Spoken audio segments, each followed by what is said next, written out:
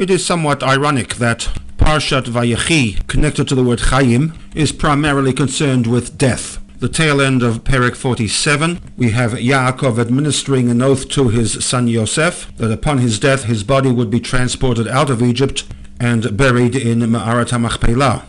Perek 48, we have the incident in which Yaakov blesses the two sons of Yosef, Ephraim and Menashe. In 49, Yaakov on his deathbed blesses his 12 sons, following which we are informed of the death of Yaakov, and Sefer Bereshit concludes with the transportation of Yaakov's body out of Mitzrayim and his burial in the Ma'arat HaMachpelah.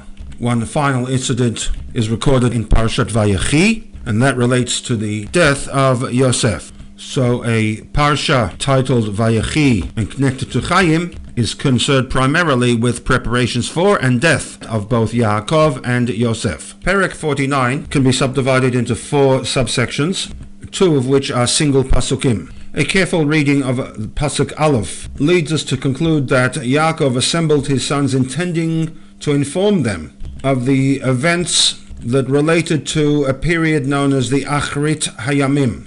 The specific definition of Achrit Hayamim is open-ended. Some link it to a period that we refer to as Yemot HaMashiach. Nevertheless, this prophecy does not take place, and from Pasuk 2 to 27, Yaakov blesses each of his 12 sons, beginning with Reuven, ending with Binyamin. He then provides them with instructions regarding his burial, namely that he was to be taken out of Egypt and buried in Eretz Canaan, in the Ma'arat HaMachpelah, alongside his grandfather and grandmother, Avraham and Sarah, his parents, Yitzchak and Rivka. The final pasuk of the Perek, we are informed that Yaakov actually dies, which is the tie-in to Perek Nun, the conclusion of Sefer Bereshit, the death and burial of Yosef.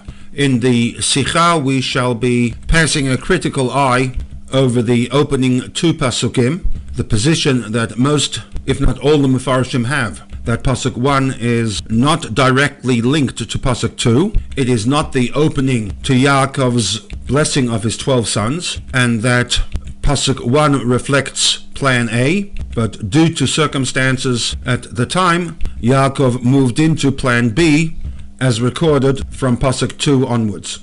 We shall be looking at the original midrashic source for this innovative reading of the text, located in Masechet Pesachim, along with Rashi's commentary in the Chumash, as he draws from the information contained in the Gemara.